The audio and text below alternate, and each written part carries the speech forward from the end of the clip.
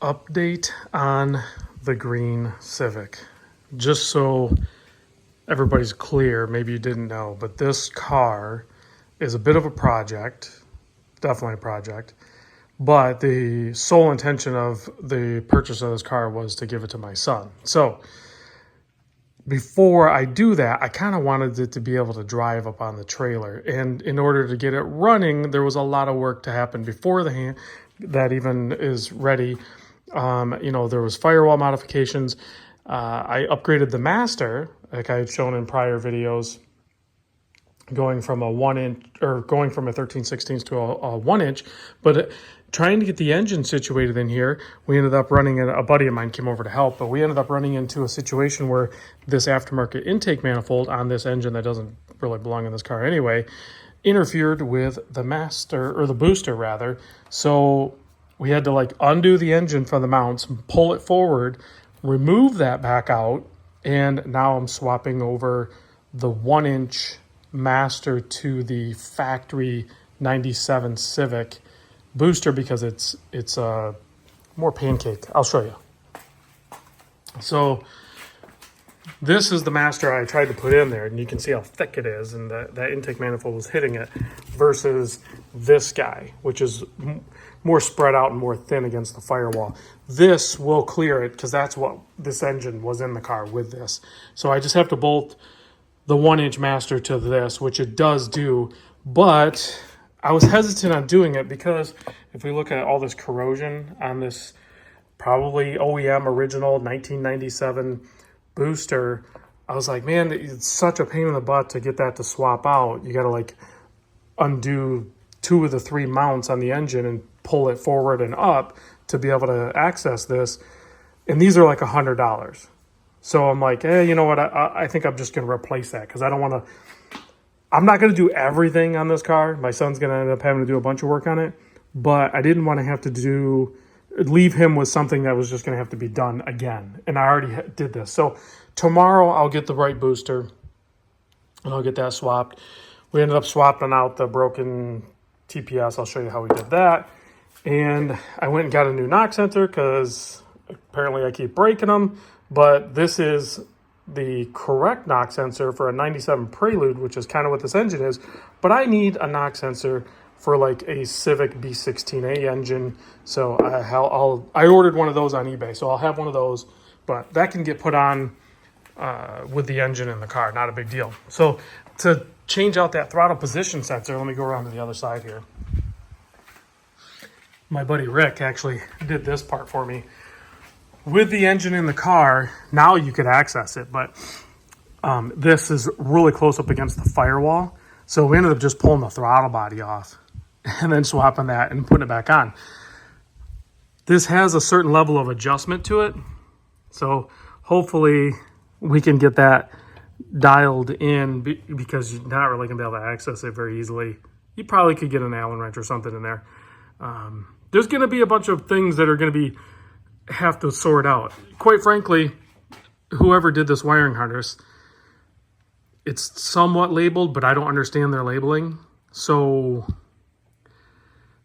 I'm not even sure if I have some of the plugs to the right sensors.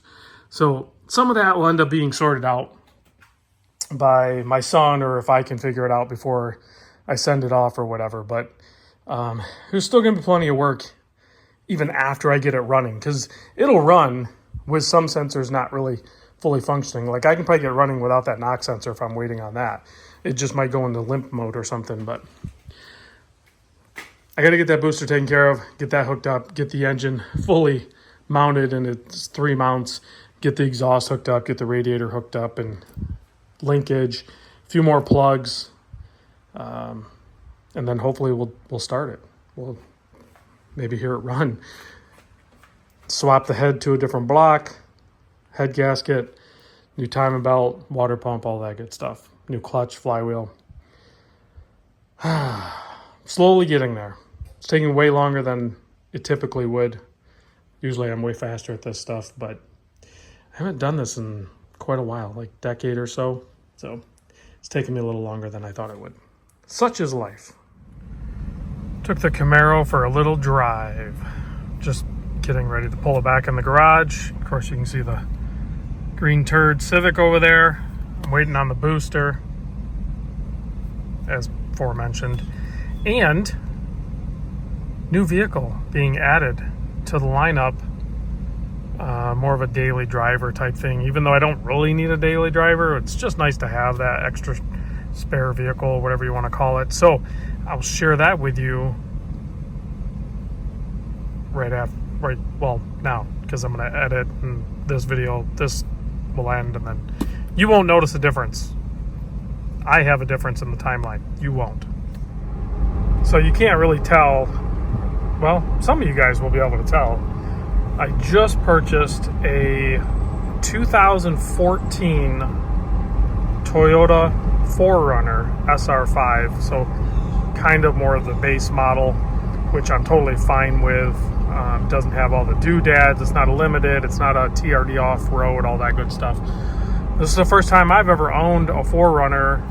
The only Toyota vehicle I've owned with a body on frame was an FJ Cruiser, and honestly I was looking at those, but there are some, I love the way they look, but there are some things that they're a little too quirky. Which is some of the reason I like them, but I think I'm gonna really dig this 4Runner. It's gonna be able to do some trailer towing duties. Weirdly enough, I own 3 trailers, just different shapes and sizes, and I haven't had a vehicle that could even tow them in a little while, so it'll be kind of nice to have that. I'm not sure if I can change out that stereo. That's 10 years old, it's kind of dated, so I'll see what my options are for that.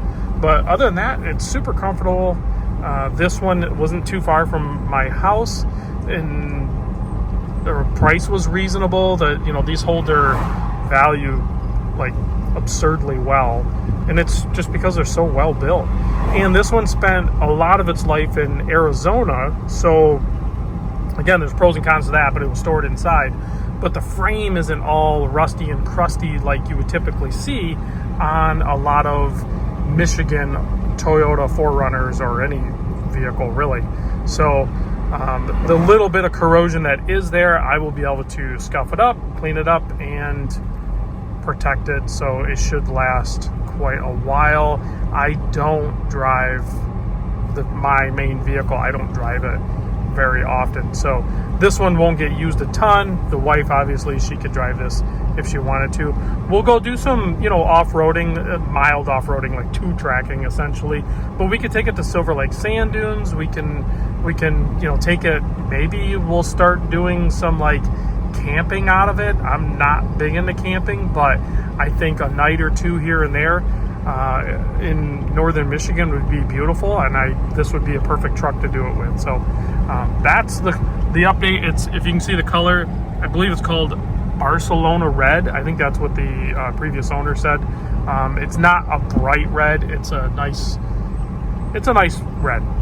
I just typically don't buy red vehicles, but when you're shopping used cars and looking for 2014 Toyota 4Runners, you can't be super selective unless you're going to be willing to log miles and get them in different condition. This one's actually in amazing condition. I did notice a little bit of wetness at the bottom of the radiator. So it's an OEM radiator, which they use like aluminum to plastic end tanks.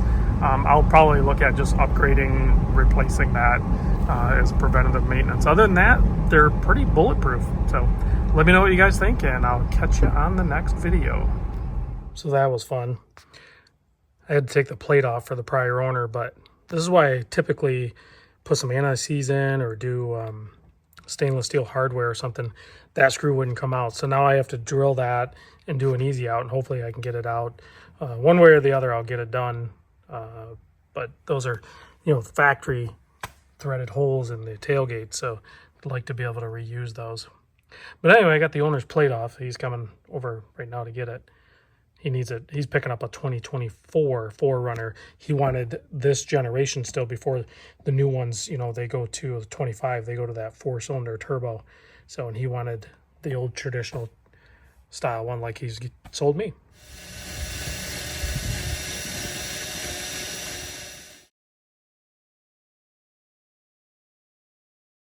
That did not go as planned.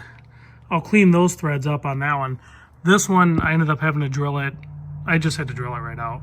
So I will retap that. It might be a next size up. I don't know. Is what it is. Rusty bolts broken off. Pose a challenge.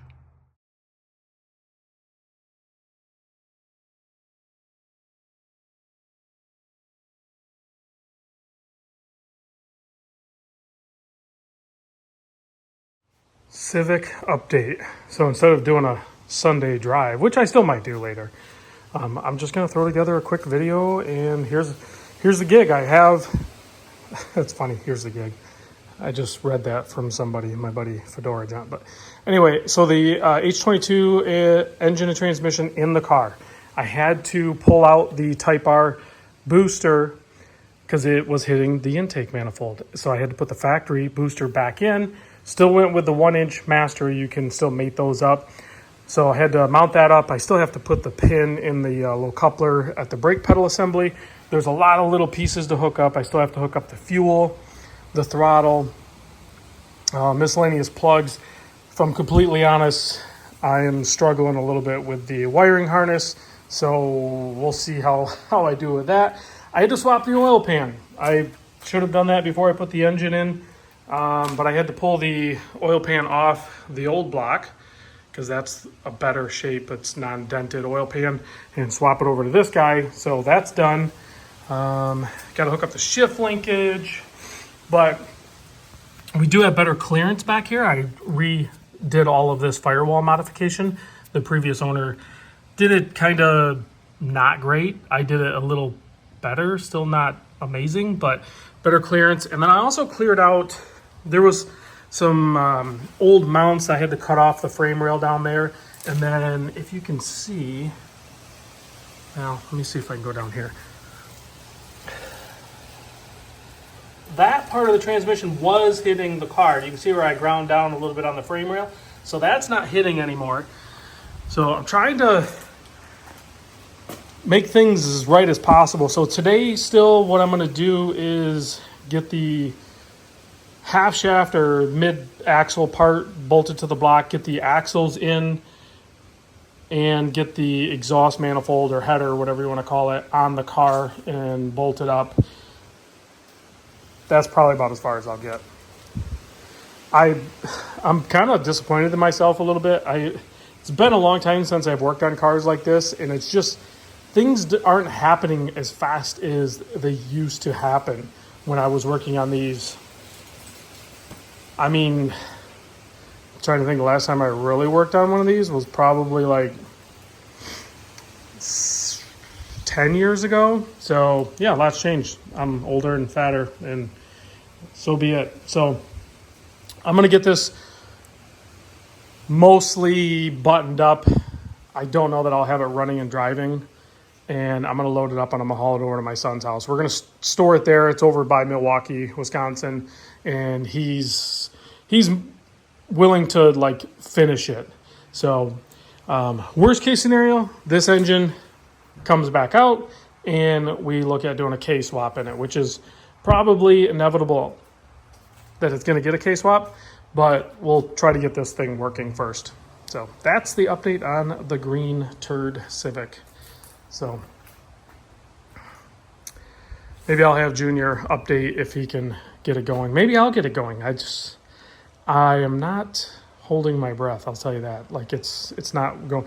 In fall's here, so like I'm trying to wrap this up, and I might actually, you can see my garage is kind of a mess. The previous owner of this house put up all this OSB, and he did not put insulation behind the walls, and I'm having a hard time finding climate control storage for the Camaro. So I think I'm going to get this out of here, and I'm going to empty out the garage, rip down all this OSB, put up insulation, put up new board, and insulate the ceiling and throw a heater in here, and I'm just going to store the Camaro in here. So I always have too much work to do. I'm tired of it.